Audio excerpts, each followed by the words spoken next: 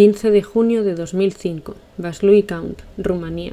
En el monasterio ortodoxo de Tanacu fallece Irina Corniche, de 23 años, tras permanecer atada de pies y manos en una cruz durante varios días, mientras se le practicaba un macabro exorcismo.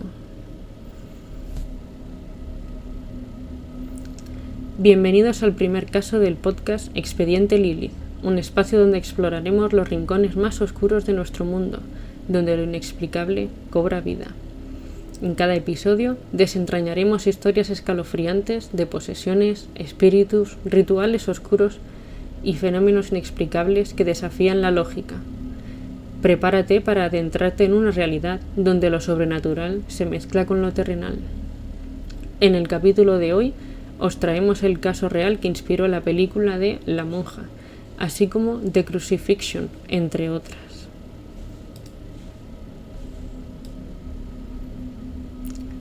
Marizica Irina Corniche nació en Perieni, Vaslui, una de las regiones más pobres de Rumanía.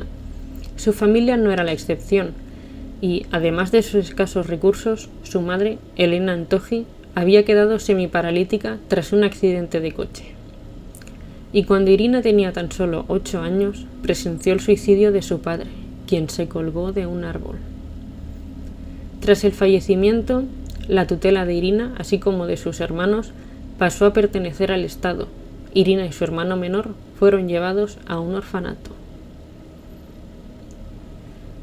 Cuando Irina cumplió los 19 años, tuvo que hacerse cargo de los cuidados de su hermano pequeño, por lo que se trasladó a Alemania y estuvo 2 años trabajando como empleada doméstica. Posteriormente, volvió a Rumanía y trabajó cuidando de una familia en la ciudad de Banat. 3 meses antes de los sucesos, acudió al monasterio de la Santísima Trinidad, en la localidad de Tanacu, en Moldavia, a unos 400 kilómetros de Bucarest, para visitar a una amiga que recientemente había tomado los hábitos, hacía solo unos meses.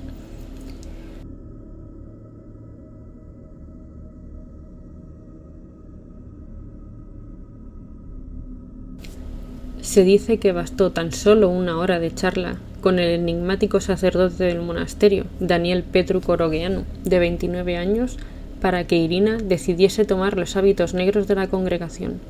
Otras fuentes aseguran que su amiga también podría haber influido en esta decisión.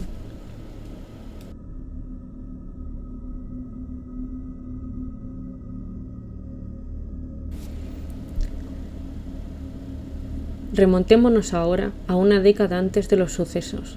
Daniel Corogeanu era jugador de fútbol en Vaslui, su ciudad natal. Comenzó sus estudios religiosos en la Universidad de Iași, tras no lograr la admisión en la Universidad de Bucarest, donde quería estudiar deportes o derecho. 1 año antes, un empresario de su ciudad natal lo reclutó para ayudar a construir un monasterio en las colinas cercanas a la ciudad. Fue ordenado por el obispo local, quien esperaba que continuara sus estudios. Sin embargo, abandonó la universidad para dedicarse a la gestión del monasterio. En 2003, el padre Corogeanu tuvo algunas disputas con la diócesis. Cuando el obispo fue a leerle el derecho canónico, argumentó que las normas eran innovaciones del siglo XIX, de la masonería. La comunidad original de monjes se disolvió al convertirse en sacerdotes y, en su lugar, Corogeanu organizó una comunidad de monjas que, según todos los relatos y fuentes, eran completamente devotas a él.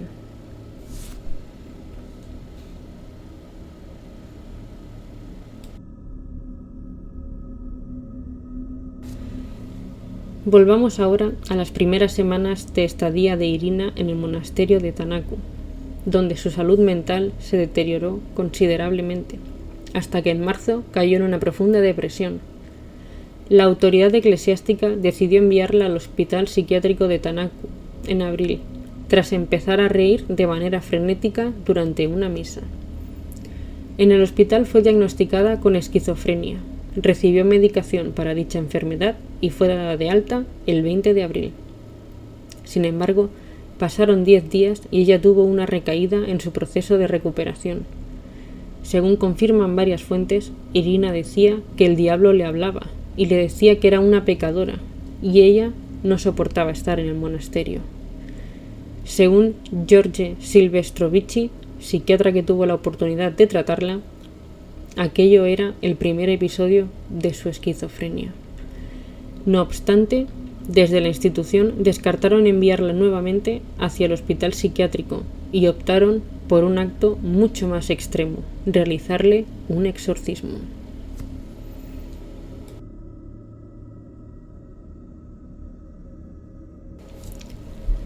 El exorcismo fue realizado por el padre Daniel y 4 monjas, convencidos de que Irina no padecía de ninguna enfermedad mental, sino que estaba poseída por Satán.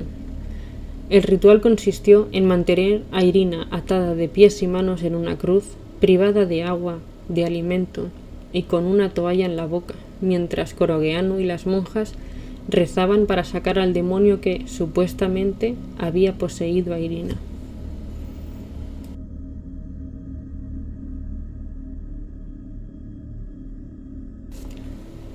Varios días después, entre 3 y 6, según las fuentes, Irina no pudo soportar más aquel exorcismo terrible.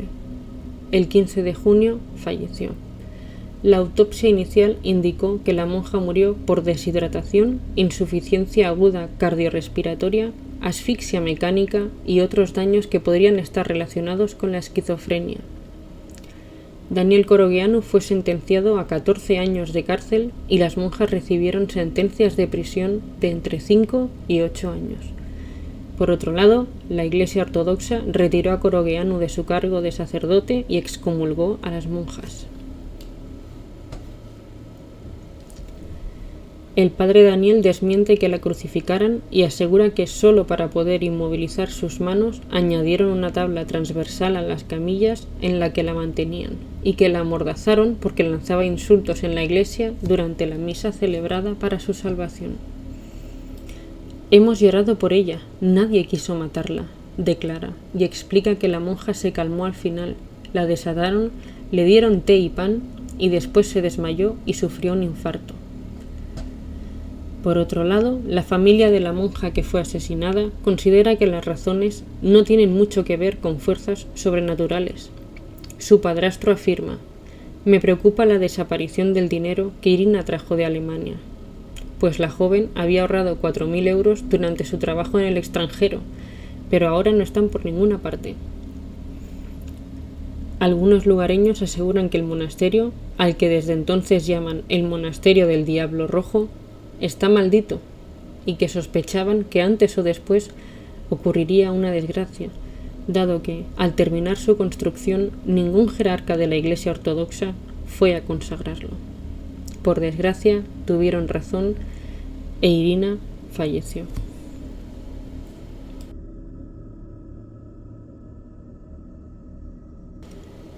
¿Qué os ha parecido este caso? ¿Padecía Irina realmente de esquizofrenia o sufrió una posesión demoníaca?